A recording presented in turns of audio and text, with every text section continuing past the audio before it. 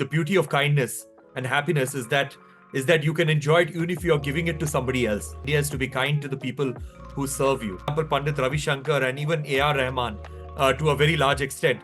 So when everybody grows, then everybody grows. That's the way it is.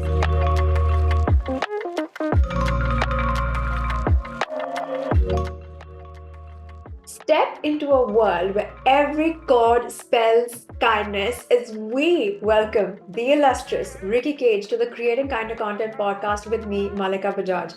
Multiple time Grammy Award winner, US Billboard #1, one of India's most loved musicians because he is an artist whose music transcends mere sound, embodying a profound message of love and global harmony. Ricky's work is a testament to the power of music being the universal language of compassion, and through his heartwarming journey continues to make sure that every music note he makes resonates with the promise of a kinder world. The UN Kindness Ambassador to the world from India, Ricky Kej, it is an absolute honor to have you on the Creating Kinder Content podcast. And without any further ado, can I please request you to introduce yourself to my audience in 3 words that firstly you think best describe you to begin with? 3 words. Musician, environmentalist, and human. 3 words. The last one's fairly heavy. Great. Thanks for those. And are these words that were given to you when you were growing up, like as a child, or are these just words primarily learned on your journey by yourself? No, I guess that's how I would describe myself, these 3 words. I mean that obviously I've always been a musician my entire life. So Yeah. that is something that I always identify with because that's the only thing that I ever wanted to do my whole life, be a professional musician and continue to do music for the rest of my life. And environmentalist, I was always an environmentalist even before I knew what the meaning of the word environmentalist was. So I've always been somebody who was in love with nature, always loved to hang around with animals and in nature. And, the stuff that would keep me awake at night as a child was always issues regarding the environment. So, yeah, so I guess these two things and human being, because I think that's what I am, everything culminates into that, that at the end of the day, even if I'm protecting nature, if I'm protecting the environment, or if I'm working towards preventing deforestation or preventing the effects of climate change, everything is about supporting human beings because at the end of the day, everything is about being human because being responsible towards the environment is about being more human and about protecting us human beings. I love that. And I would firstly, because I have never felt as strongly as you have about being a musician, I think I'm a fabulous singer, but but how does one grow up knowing that music is my life? Like, how does that experience feel? Just for anybody who wants to be the next Ricky Kej. So the thing is that that ever since I remember, I do not remember a time in my life when I was not playing a musical instrument. While growing up, my ears were always more important than my eyes. For example, my brother, my schoolmates, they were very fascinated by video games and cartoons and television. For me, the center of my universe was always my music system. Every time I wanted something from my parents, it would always be something related to music, either a cassette tape or a vinyl or a music system or another speaker or something like that, or a headphone. So and my father, I guess he had a couple of musical instruments at home because he wanted to be a musician at some point in time, but he never got down to actually playing any of those instruments. So I actually picked up those instruments, and initially I was self-taught as a musician. But of course, later on in life, I decided to take a formal education in music to overcome a potential handicap that may happen later on in my life without a music education. But nevertheless, music has always been a very, very important part of my life, and everything that I am has been about music. Even now, when I'm talking to you, in my mind, there is a composition going on, underscoring our conversation, because that's all that I can do. You want I to mean, give it out? Like, do you I'm want to share what obsessed. it sounds like? I'll have to record it, but Lovely. I'm I think obsessed that with was music. okay. No, this is. Thank you for sharing that, Ricky. And I can see you've got your Ricky Cage headphones on, and you're in your studio. So thanks for bringing all the music into our lives. And I think to begin with, before we actually move on, I've already said this, but we're grateful that you have had this gift, and you've worked really hard to even, like, make sure that you stick to your process irrespective of how hard it's been, because you have made us very, very proud, and we love your work. So thank you for doing it. But getting back to your life, and before we jump into more music and kindness, tell me if there's ever been an impact of kindness or a moment or an experience that you'd like to share with us, which has stayed with you and you felt like it's been transformational and you want now the world to feel this way because you were made to feel this way. I don't have any moment, because I'm just thinking, I don't have any moment which has actually been a life-changing moment when it comes to kindness, for sure. Yeah. I've had a lot of mentors in my life who have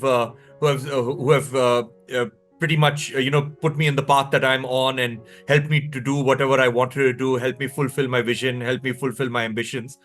But I guess personal, uh, uh, during the pandemic, obviously, like, everybody were away from each other, and Yeah. everybody were living in silos, and there was a lot of loneliness and things like that. So one thing that became very evident in the pandemic was that, that people had stopped caring for each other.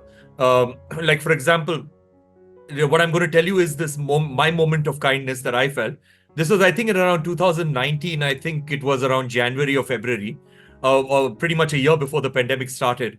What happened was that I was in a restaurant in New York, and but moving a few steps before that, I was not feeling well at all. I was coughing a lot. I was having a cold, and I was quite sick. But yet, I was in New York, and I had to finish off two concerts, and I had to do a ton of meetings and all of that stuff. And at that time, it was sort of acceptable to be coughing, and and to be sick, and to meet people and things like that, because it wasn't such a big deal.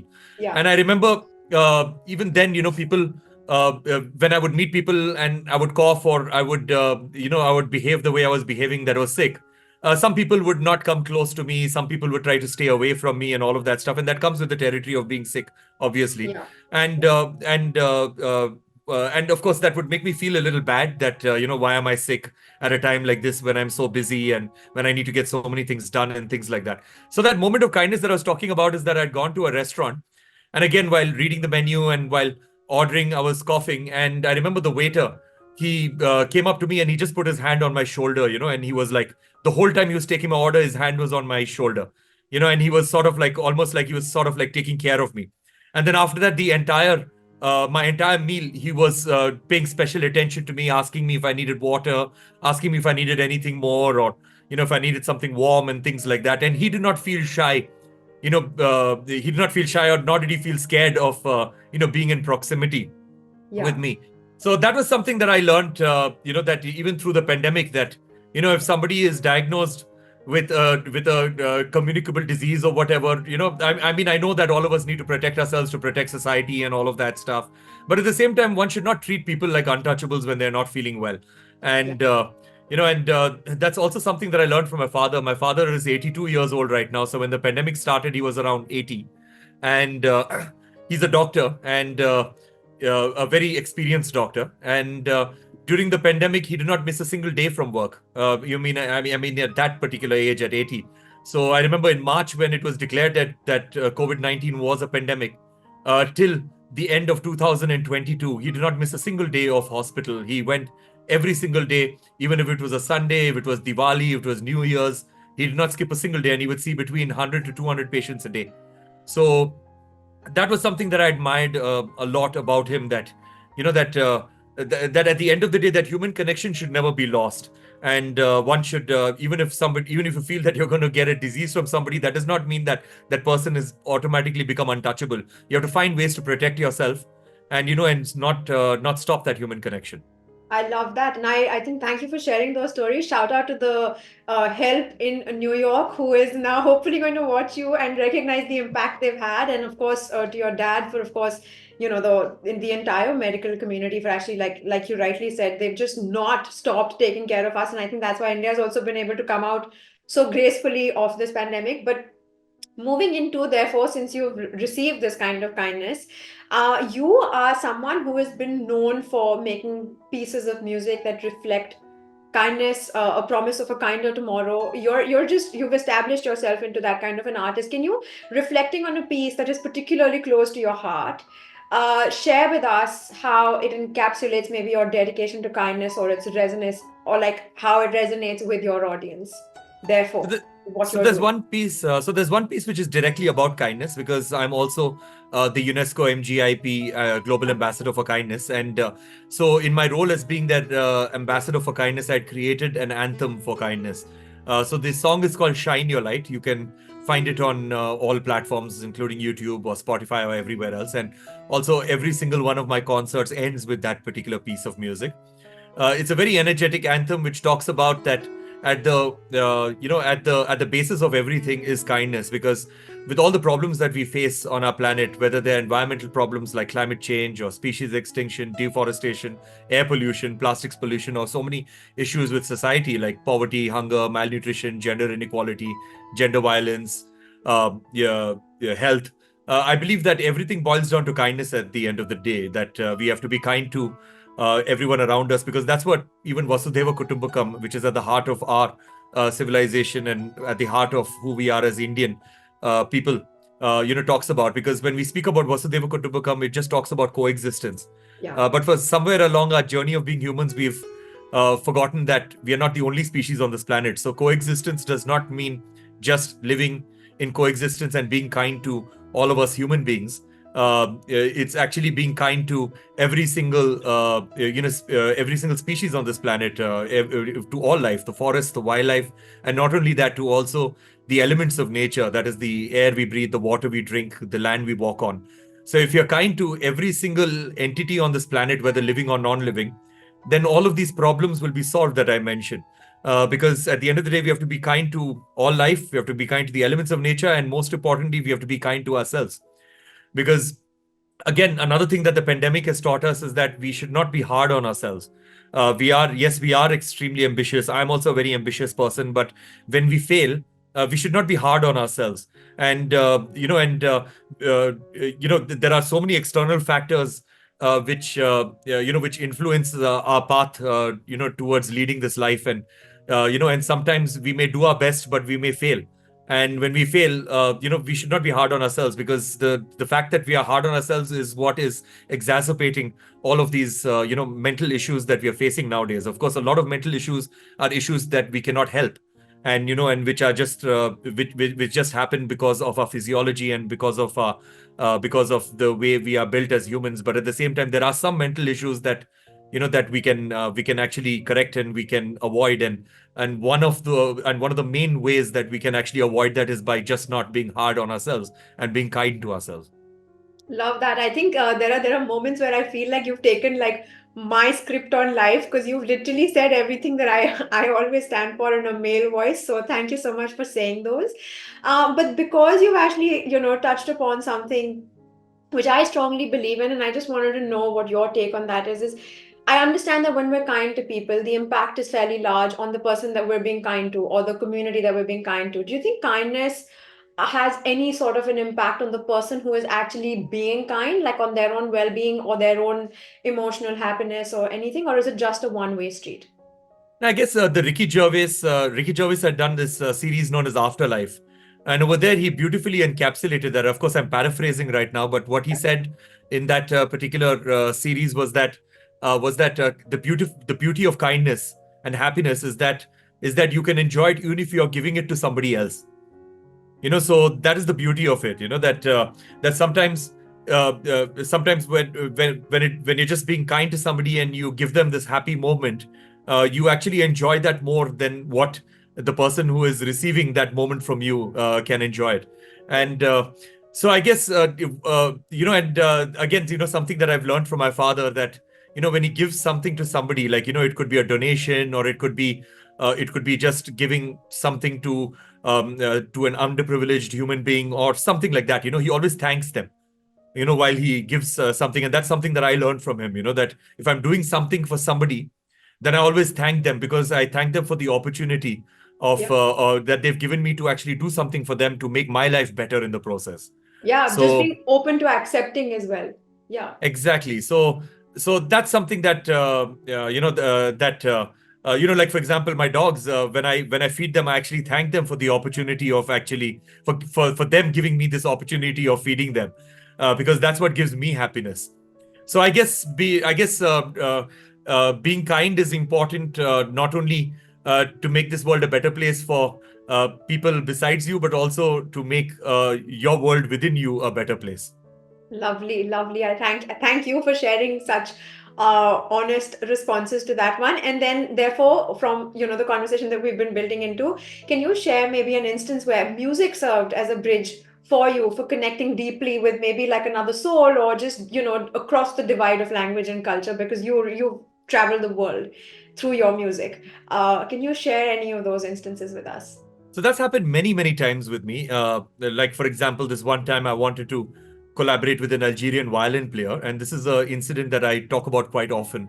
So I went to Algeria. I spent a lot of time with the violin player. And I was not able to communicate with the violin player because he was all Arabic and I did not know a word of Arabic. And our cultures were so vastly different that even sign language was not working. Yeah. I could not get through to him even by gesturing, and because our reference points were so different. And then what happened is that after a frustrating 1 or 2 hours, I started playing something on the piano, and he immediately pulled out his violin and he started reacting to me with his violin. And suddenly he was getting the emotion of the music that I wanted him to collaborate on. And that ended up becoming a song on an album of mine called Shanti Samsara. And I also do a lot of collaborations with tribal musicians across India, in Odisha, North Karnataka, in Tamil Nadu, in Araku Valley. So this one example that I can give you on the border of Andhra Pradesh with Andhra Pradesh with Odisha, in this small village, where again a tribal farmer, and and again, it was the same thing that I wanted to communicate with the tribal farmer, and I knew that the tribal farmer was a brilliant musician, but I wanted him to collaborate with me on a piece of music that I had already created. So which meant that he had to come into my world rather than me going into his world. Wow. And so I could not communicate with him because he did not understand chords, he did not understand rags, he did not understand academic ways of explaining music like notes and scales and things like that. So the only way I could do it was to actually play a piece of music to him on a guitar. And then once I played the music to him, he immediately understood the music, he understood the feel of the music. And then he had this beautiful wind instrument that was handmade by him. And he started playing on the wind instrument, and then he started singing something. And then later on, I got to know that the song that he sang, which matched to my chord progression, was basically a song which was over 3,000 years old, and somehow it just matched. And then we ended up creating a song based on that. So I guess music is called a universal language, and it is a cliched thing to say that music is a universal language. Everybody just says it as a quote, but it's a cliche because it's absolutely true. Because I've seen in my life firsthand that sometimes it is impossible to communicate with somebody who's a fellow musician, but sometimes you can just get through to that person through music. I love that. They're giving me goosebumps, but amazing. And so do you think in real life, also from the experiences that you picked up, have you ever looked around and sort of um, wondered if there were any acts of kindness that we were beginning to take for granted, simple acts that we could bring back into our lives? I think you've already mentioned the one on the tap on your shoulder, because that human connect is so important. Like if you're not feeling your best, just having someone hold your shoulder. But are there things that you think this, particularly our generation, because we're always like on our phones and looking for our next big moments? Any simple acts of kindness that you think anyone should not take for granted? I don't know about not take for granted, but I would say that one thing that is really important, especially in a country like India, is to be kind to the people who serve you. Because there is a huge divide over Ricky, there. thank you. Thank you Yeah. for saying it. You want No, to say it up louder? no, because there is a huge divide over there. Simply because, and I did not find that divide, and I took things for granted about people, serving me. But then once I remember, I was having this conversation with a friend of mine who's a piano player in Boston, a guy called Michael Lewin, who is said to be one of the best pianists in the world. I was having this conversation with him, and he was telling me, okay, so how is it in India, and like, do you have people to help you out and things like that? So I was talking about the maid who would clean up my home, and my office boy and things like that. And then in the conversation with Michael, Michael realizes that they do not that these people who help me do not sit on the same table and eat food with me, and Yeah. and they do not sit on the same sofa set while they are talking to me. And that did not come as a shock to me, but it came as a huge shock to him. And then that is when I realized that why is this not shocking to me? Because we keep talking about, this divide no longer exists in India, and I'm kind to everybody and all of that stuff. But why does this divide exist? And then I started making a conscious effort that when I'm eating, I eat with everybody and I eat on the same table, and and things like that. And then I started realizing that my office boy, my maid, she would feel odd when I would ask them to do that. So then you have to be respectful to them, that you're not overstepping into their boundaries too, because sometimes they would feel more comfortable eating away from you than with you, because it would be Yeah. a very awkward situation for them. Like, for example, I was going on this long trip, and and it was a taxi driver, so we stopped for dinner. And then when we stopped for dinner, I asked him to park the car, and I told him, come and join me. So he obviously sat on another table, and I insisted that come and sit with me and let's eat together. So we sat together, and the whole, like, for the first 20 minutes, he was so awkward. He was not making eye contact with me. He was looking everywhere. Then I gave him the option, do you want to sit somewhere else? And he was like, thank God. And then he got up and he walked away. So you also have to realize that you should not be overstepping, their boundaries, but do your Yeah. best, to make them feel as comfortable as they can, and we have to just be kind to the people who serve us, because it just makes their day. Like the Purnikama workers, what we call them in Karnataka, the sort of like, the garbage collectors. Every morning there's this lady who collects garbage outside my home. So I make it a point, wherever I see her, I wave to her. Then if I'm leaving my home while she's outside, I have like a 4 or 5 minute conversation with her. I know about her children. I know about her husband. I know Yeah. about her family problems and things like that. And we talk, and I've never tipped her till today. I've never given her money, but she just loves that conversation with me. She just loves having that conversation. And then also, because sometimes, these moments are not about give and take. Like, if you go beyond the human species, like, for example, the stray animals outside my home, the thing about them is that I've noticed that, they sometimes come to me, and it's not food they're looking for. They're just looking for a single pet on the head or a scratch below the below the jaw, because sometimes when I give them food, you see that, okay, they're not satiated. What is it that they want? And then they start rubbing their head against my foot, and then I realize that all that they want is that touch, and Yeah. so then you just pet them, and then you realize that what they want is your time. They just don't want, it's not like they want something from you, they Yeah. just want a little bit of your time, and they want that connection. So that's what I try to give people. Yeah, and I think in those moments where they're coming and rubbing their head against you, for all you know, you needed that pet a Many lot times. more. Yeah, yeah. So they're probably sensing it. So thank you. Yeah, no, of course, I'm all for it. I also think a lot of the times in my own lives, I get really offended when we have, lifts for in our communities, where we have lifts where residents go up and then the staff takes another one, and I'm like, but that's so inhuman, because like, why do they have to go into a whole new, segment? You're actually making that demarcation fairly Yeah. loud. Yeah, uh, and for me, I can tell you something on a negative side, that this was, I think, around 2010. I had this maid, and I also had an office boy. So the office boy and me used to do a lot of work with each other. He was more like an assistant, more lesser like an office boy. So he was with me all the time. We would constantly strategize our work and things like that. Then I was having a concert which was within Bangalore. And what happened was that I'd given my assistant my laptop and some expensive equipment to hold on to. It was in a bag.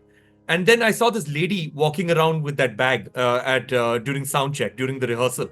And I was very, very angry at my assistant that I just gave you this expensive stuff. yeah. And how can you just give it to a stranger to carry around? You have to take care of the stuff, and it's got a lot of sensitive material. And then he looks at me, he's like, Ricky, that's your maid for the last 4 years. Ricky. And then I was shocked. And that is when I had to make changes in my life. I realized that, I'm just telling you this because even though it is stepping on my own foot, but the thing is that, I, I was so guilty during that time, in 2011, of not recognizing my maid outside the context of my home. So, because I knew what she looks like. But the thing is that I knew what she looks like. I knew her voice. I knew everything. But then, for some reason, outside the context of my home, I could not recognize her, because Yeah. that's how mentally blocked I was. And that is when I had to make changes in my life, and I realized, and the conversation with Michael that I spoke about. So that the reason why I'm talking about this is that this was a moment when I realized that, that I'm doing something absolutely wrong, and Yeah. I'm taking things for granted in the wrong way, and that is why I need to I obviously, I'm completely at fault in a huge way, and I need to change my life. No, I love that, and you're not stepping on your foot when you say this. I mean, in a way you have, but I'm so grateful that you've shared this because I think there's such a huge amount of accountability that you've just sort of put out there for people who, yes, take things for granted. We refuse to learn from our mistakes because somehow we're just higher and mightier than we are, than these people exist around us. So, for the fact that you've been able to sort of just recognize where you needed to make that change, and that has impacted your life now because you're in a much more peaceful space, as we've discovered since the work that you've been able to grow into. So thank you for that. And before we move into our kindness quick starts, my last question, therefore, Ricky, you've grown up in the public eye, you've traveled the world in this interconnected yet very impersonal world that we're living in, and there is a lot of, I mean, I love the fact that you're someone who's not only just celebrating your own wins. We've had a couple of tweets where I've also pointed out consciously that this guy is cheering for everyone. Where is that coming from? And do you actually think that kindness could probably play a huge role in fostering connections, especially on digital connections? I guess talking about those tweets, of course, this year, five Indians actually won the Grammy Award this year, Yeah. which was absolutely amazing because this was a year that I was hoping for a very long time. Because a lot of people feel that, that they want to be the only ones who get accolades or they want to be special or whatever. But I believe that, that there is place for everyone in this world. It's a large world. There's place for everyone. So even from a more professional standpoint of view, I feel that if everybody moves ahead together, then it is beneficial for everybody involved.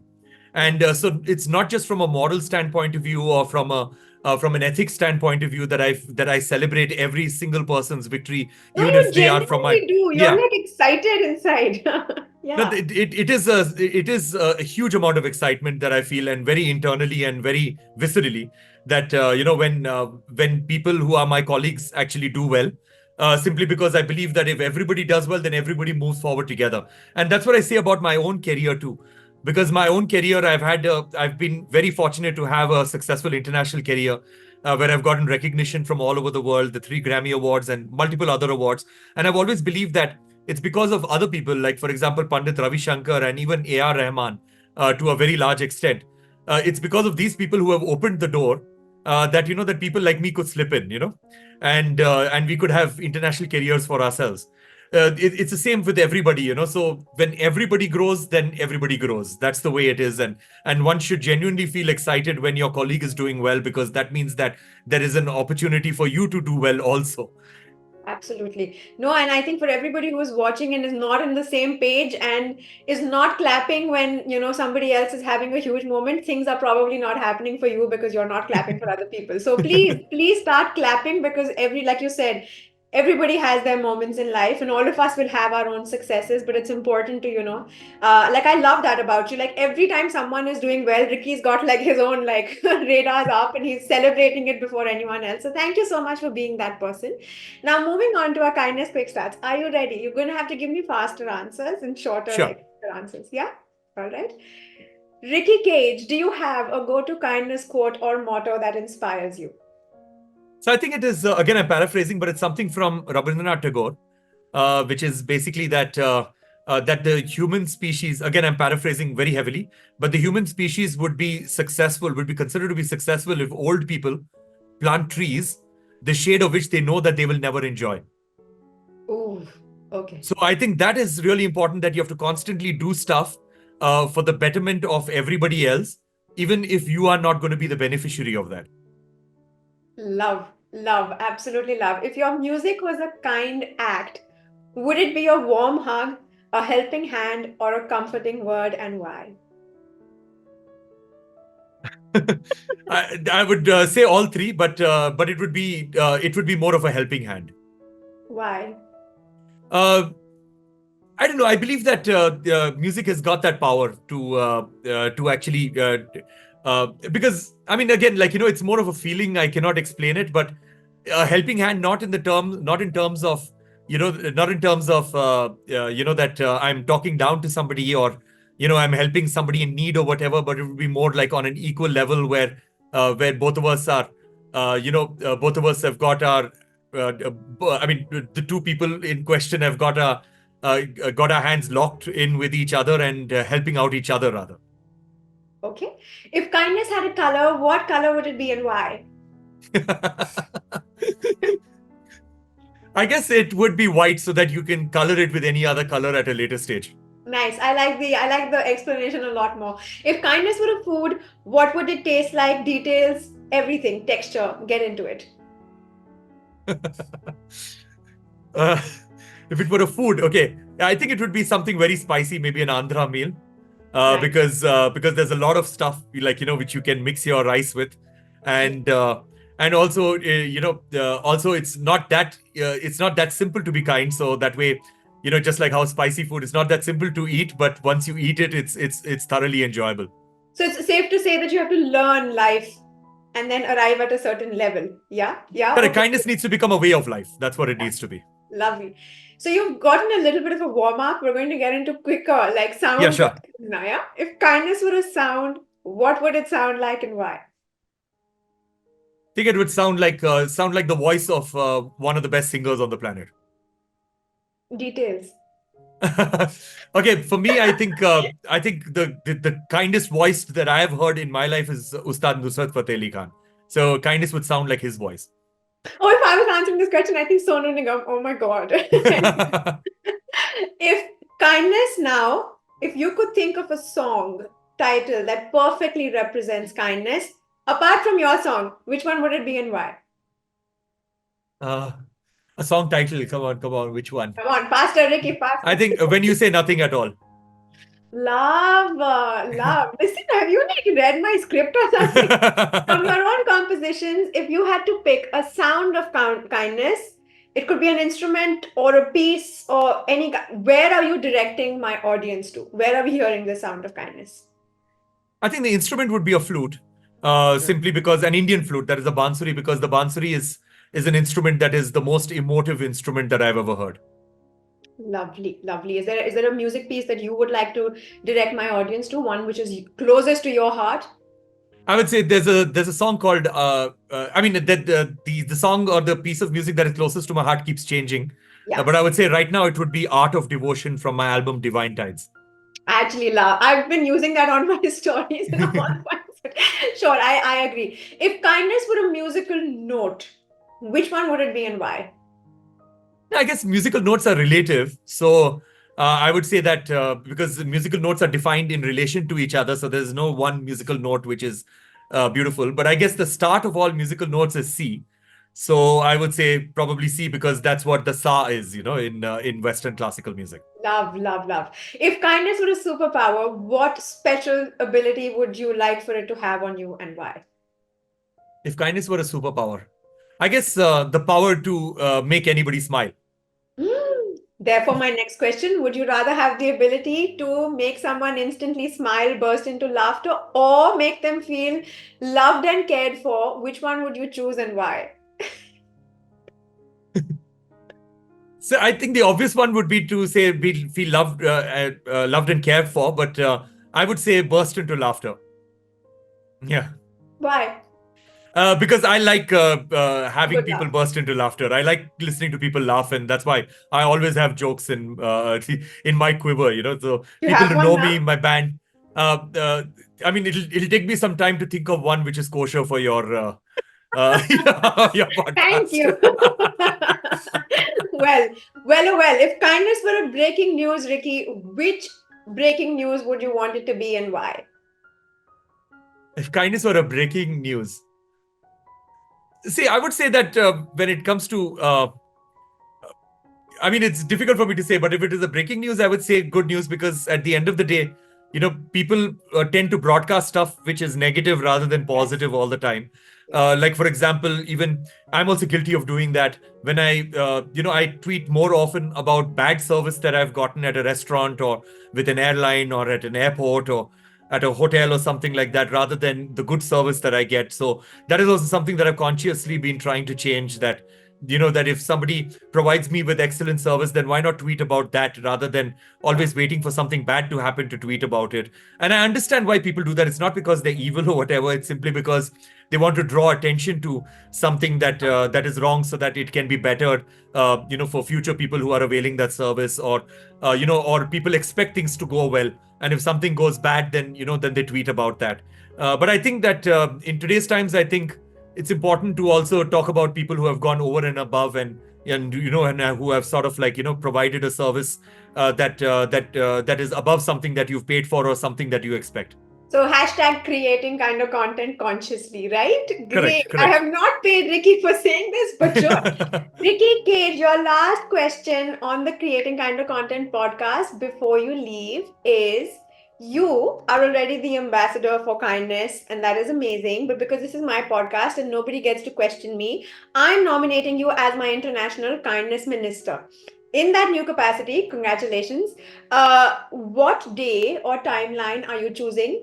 What are we calling this day, and what are people doing across the world, and what are people not allowed to do on this day as the international kindness minister? So, I Too guess, much burden. I mean, I do not know, like, it's a lot to think about, but uh, I would say that people would go out and meet people. Yeah. I think that would be very important, that go out and meet people. The second thing would be that, try to find friends on your phone book who you have not interacted with in a long time. Probably friends from school, friends from college, friends from work, from a previous workplace who you've thought that, oh, you're gonna keep in touch forever, but you end up not keeping in touch with, and getting in touch with them. And also, I would say, find at least 15 people who you can apologize to. And I'm sure that there are far more people that you would need to apologize to, but find 15 people who you could just call up, and you would just unconditionally apologize without giving any explanation or without giving any excuses. Just unconditionally apologize. Lovely. This kindness minister is really upping the game. Are we calling this day something? When are we doing it? Or do you have a timeline, a month? Details. We should do it on World Kindness Day. That is November 13th. Okay. November 13th, and that's what we're calling it, World Kindness Yeah, Day. World Kindness Day. Yeah. Lovely. I think you should go ahead and you should be given this ministry. But Ricky Kate, thank you so much for joining us. And without letting you feel like I have sucked out all your energy, this is your moment to either give us feedback or ask me a question so I can pour back into what you have done for us today on the podcast. I think all good, and I think you should be carrying on with this, because I think we have to encourage everybody to create more kinder content and happier content, because I think people, as it is, are sick and tired of the doom and gloom that we see in the news every single day. Even when we talk about climate action, I've always felt that that there are always two ways to communicate a message when it comes to climate action. One is what I call the Greta Thunberg approach, which is showcasing what is wrong and showcasing doom and gloom and a post-apocalyptic world, and shaming people into action. And the second method is what I call the David Attenborough approach. The David Attenborough approach is showcasing what is beautiful in this world, making everyone fall in love with the world and fall in love with nature, and hopefully through that love, people will find it within themselves to protect, to conserve, and to sustain our planet. And I believe that even though both are effective, I believe that the second method has got a more long-lasting solution, because inspiring people to do good is far more effective than shaming people into doing good. If somebody if you wanted to create a more environmentally conscious society, and you put in pictures of dead animals and pictures of doom and gloom on social media, people tend to scroll up faster, because people just don't want to see stuff. They've got enough things that are worrying them in their lives. Yeah. They've got enough problems in their lives, enough things that they have to think about. Whereas if you inspire people, you show beauty in this world, you educate people as to these are the animals and these are the species that exist right now in this world, and we all need to work together to protect these animals, then people are far more inspired to bring an environmental consciousness into their lives. So I believe that love and kindness is the way to go, and and not just in terms of morality or ethics or new age ways of thinking, but it's far more effective and far more practical. Lovely. And I think to add more locally, I would say also dance to Ricky's tunes, because I genuinely think you're one of my most favorite tweeters. I have not seen a lot of people, at least in my own algorithm, who are as happy when somebody else is succeeding. Or yes, you may have, moments of being human, but I think there are more conscious kind of moments where you're celebrating the people around you, and you've given us such amazing tunes for our own lives to dance to. So thank you so much for everything that you do, and I wish you so much more. Just this is just your start. So congratulations on everything, and continue being kind for all of us. Thank you so much. And thank you for having me on your show.